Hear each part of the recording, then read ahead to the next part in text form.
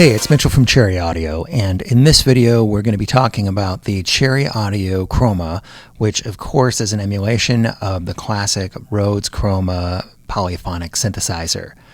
Now this was an incredible instrument in its day, unprecedented in its power, really kind of like a modular synthesizer, but combined with a polyphonic analog synth, and it really was bleeding edge technology in its day. And it's got some very unique aspects about it, unique functionality, and its user interface is also unique and can be a little intimidating, but we've taken great strides to make it way easier to use than the original. And I'll talk about all that in this video and really demystify it and cover all the things that might be things that could trip up a new user. I promise it's really easy and fun to use, and the rewards are huge because it sounds amazing. So without any further ado, let's get into it and let's talk about the Cherry Audio Chroma.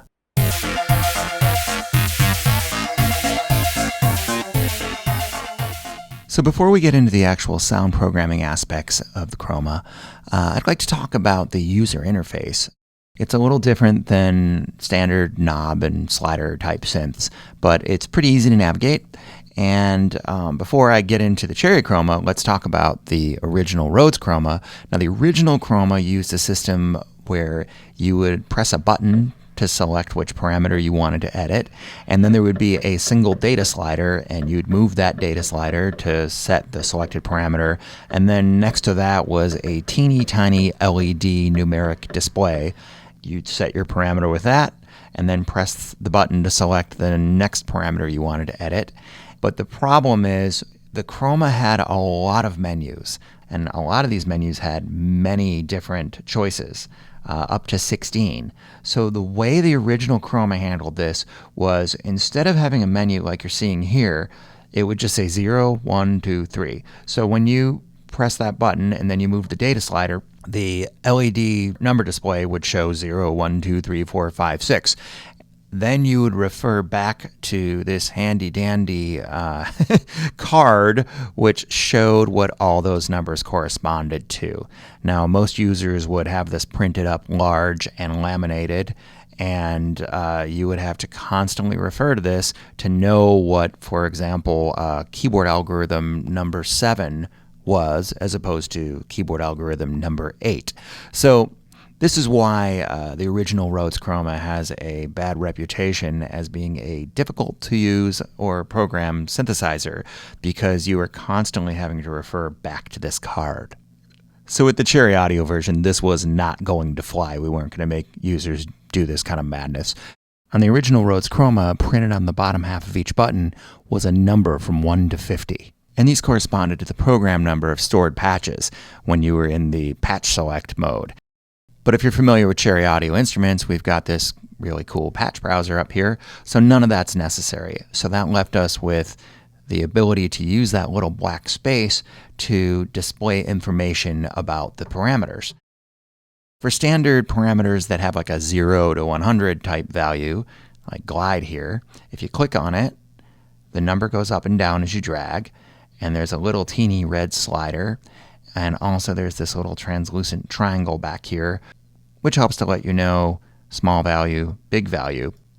Some of the number parameters are bipolar, and you can see the middle represents 0, and if I go down, it gets wider, and the value gets bigger in the negative, or if I pass the middle and go up, you can see the value gets larger in the positive.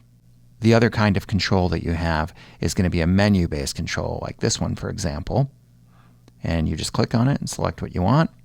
And you can see there's an abbreviation that shows, so it's really easy to look at the panel and have a pretty good idea of where you're at with the sound, as opposed to the original instrument, which just said 1, 2, 3, 4, 5, just had the silk-screened program numbers on there.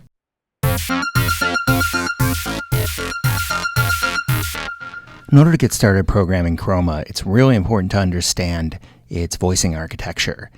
The most unique feature of the Chroma is this patch config right here. If you click on this button, you can see there's all these different patch configurations. This is similar to using a modular synthesizer.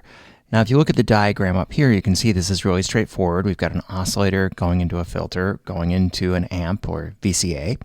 Using the patch config menu, we can select different configurations. So this is basically the same thing, but double, two separate voice paths.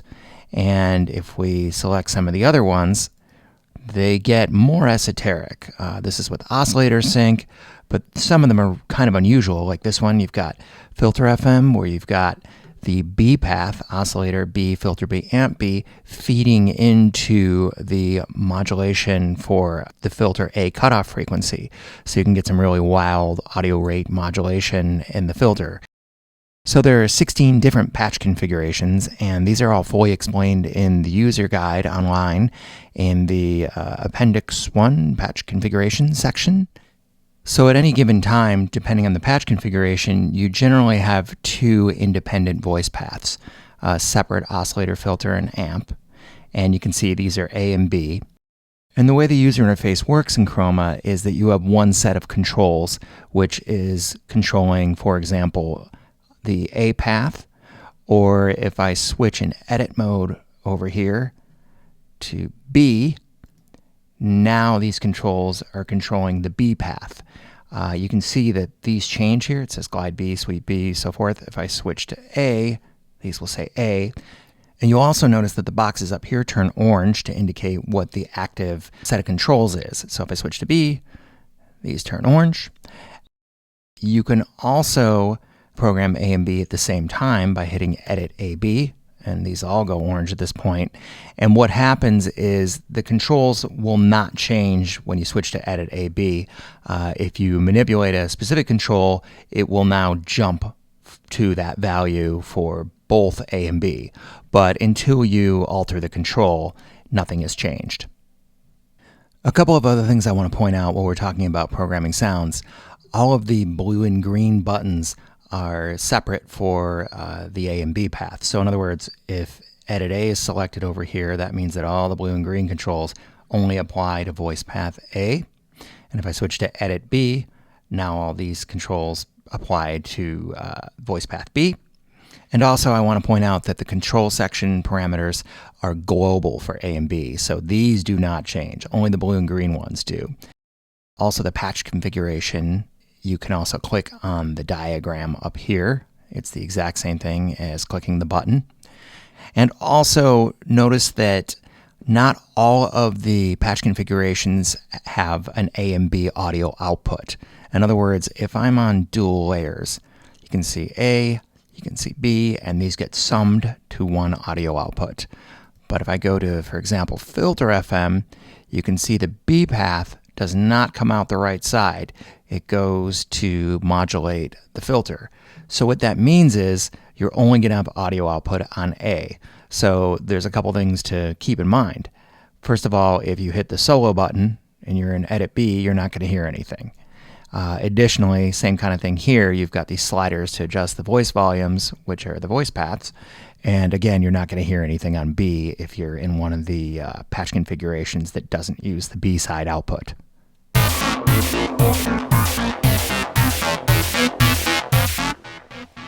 Up to this point, we've been talking about using the Chroma in single layer mode.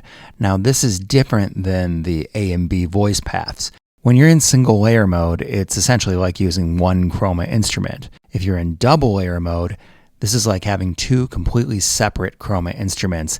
And this was done to emulate the original, which had an expander module that you could buy, and it was an entire Rhodes Chroma minus the keyboard, and you could interface them together for twice as much horsepower, and you could split them, and you could do layering and so forth.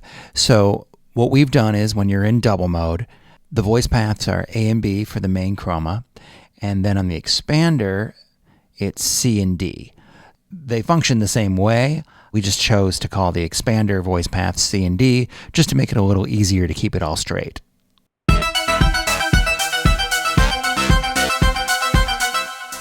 I wanted to briefly talk about the Chroma's unique arpeggiator implementation. It's different than most synthesizer arpeggiators in a couple of ways. So to begin with, to turn it on, we go to Keyboard Algorithm and Control. And you can see toward the bottom of the menu, we have all the arpeggiator options. So I'm going to go with Arpeggiator Up. And First of all, the rate of the arpeggiator is adjusted using the sweep A rate, which is here.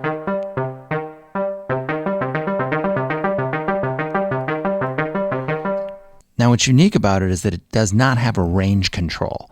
The range is defined by what notes you play, and you can keep adding notes and adding notes. And as long as you hold down one note, one finger on any of the keys in the arpeggio, it'll keep playing. So let me show you what that looks like, because it's a little hard to explain. Here we have one note, a minor third, a fifth, and I'm going to add a seventh. Now, if I let go of keys, as long as I hold down one key, the arpeggio keeps going.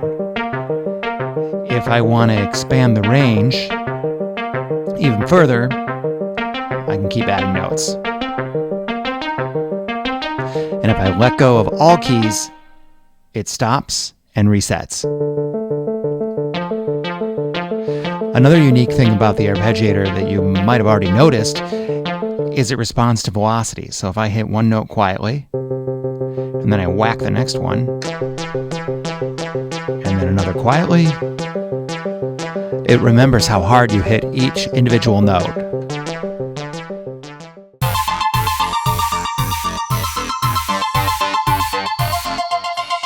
The Chroma sweep generator is somewhat unique. Now, sweep is their terminology for a low-frequency oscillator, which is typically used for vibrato or filter wah or pulse width modulation. And in this example, I've set it for a square wave so you can really clearly hear what's going on. Now, what's unique about the Chroma sweep generator are the various sync modes, which they call mode/sync. And if I set this to single free running, this is how the LFOs in most polysynths work. You play a key, play more keys, and everything's locked to that one LFO. And by free running, they mean that it runs through its cycle, and whenever you hit a key, it just catches it wherever it happens to be in the cycle. Now, single key synced is one LFO for everything, but every time you play a new key, it resets it, and you can hear that. Every time I'm hitting a note, it's resetting. So those are relatively pedestrian. Where things get kind of crazy, we have independent key synced, which means that every single key has its own low-frequency oscillator. Let me show you. Hear how they're out of sync with each other, but they're still playing at the same rate. Now, the really interesting and unique mode is asynchronous free running. That's a mouthful to say. Now, what that means is they're free running, which means that they don't reset when you play new notes. And the asynchronous part means that they are not synced to each other. They run at ever so slightly different rates when you play notes. So I've made some quick changes behind the scenes. I changed the wave shape to a sine wave and backed off the depth. And I've got mode, of course, set to asynchronous free running. And the idea here is that every note you play will have a slightly different LFO rate applied to it. Back that down a little bit.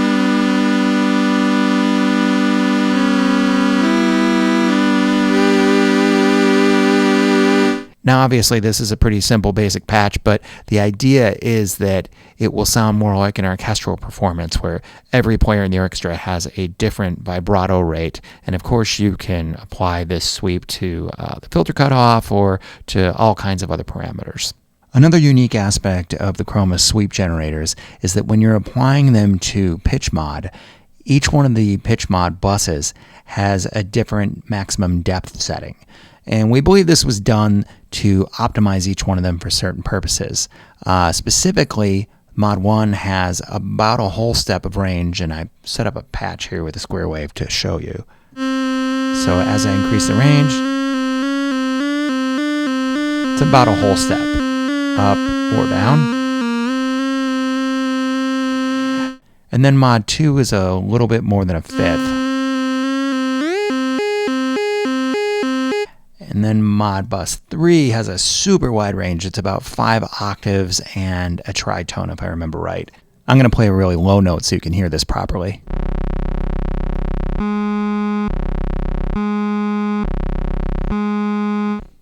Another important thing to know is that pitch Modbus 3 is calibrated in half steps. So this is the best one to use if you're going to do pitch bends. So if you set it to +2, for example, that would be a whole step if you're using the pitch bend wheel.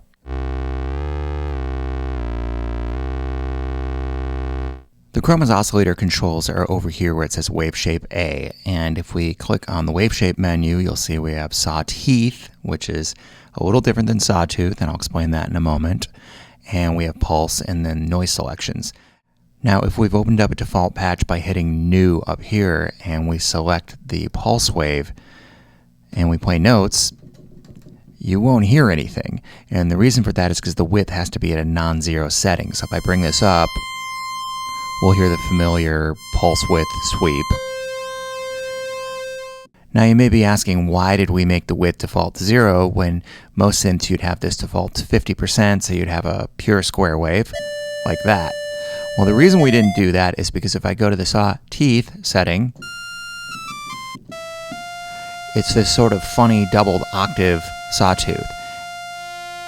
Because Sawteeth is a mix of the pulse wave and the sawtooth wave, so you can get different sounds out of it.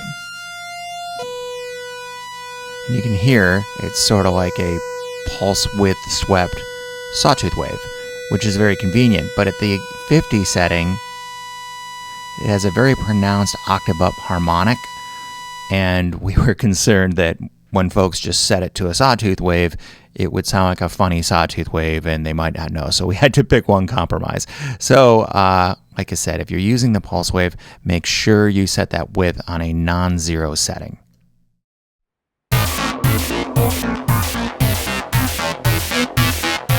Moving on over to the envelope generator section, we can see that we have two almost identical envelope generators. Now, most analog synthesizers have what's known as an ADSR envelope generator. That's attack, decay, sustain, and release. But if we look at the Chroma envelope generators, we see that it's attack, decay, and release, but with no sustain stage. Now, if I play some notes, you can hear the quick decay, or I can crank it up longer, and you can see it shows the milliseconds in the tooltip. You can also see at the bottom of the tooltip where it says sustain 0%. No matter what I set it on, sustain is 0% unless I crank it up all the way. Now sustain says 100%. The milliseconds, the 35,000 milliseconds, actually doesn't mean anything here because sustain is infinite, and I can hold down a note as long as I like. When I let go of the note, it then jumps to the release stage. You might have also noticed that the filter section does not have a keyboard tracking control. Now, if you're not familiar with keyboard tracking, the idea is that as you play higher notes up the keyboard, the tracking adds a keyboard CV to the cutoff frequency. And what that does is it keeps the brightness relatively constant across the keyboard. Right now, I have no keyboard tracking, so if I play a low note, you can hear how bright that is, and as I go up, it'll appear to get duller. The keyboard tracking essentially compensates for the fact that you're playing higher notes. So the way we do that on the Chroma is we can hit Mod Select and select Keyboard Glide.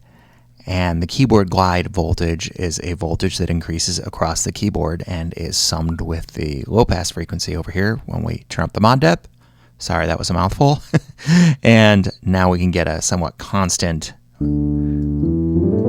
brightness. Actually, I did too much. It gets way brighter. That sounds pretty constant. This is also useful if you want to crank up the res all the way and cause the filter to oscillate and play notes. This takes a little bit of dialing in to get that ringing sine wave in tune with the regular half-step notes. I took a little break and I got that filter ringing sine wave dialed in. It seems the magical mod depth number is about 47.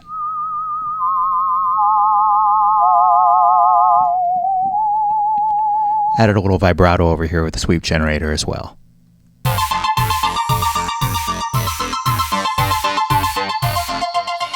I do want to talk about CPU concerns for a moment.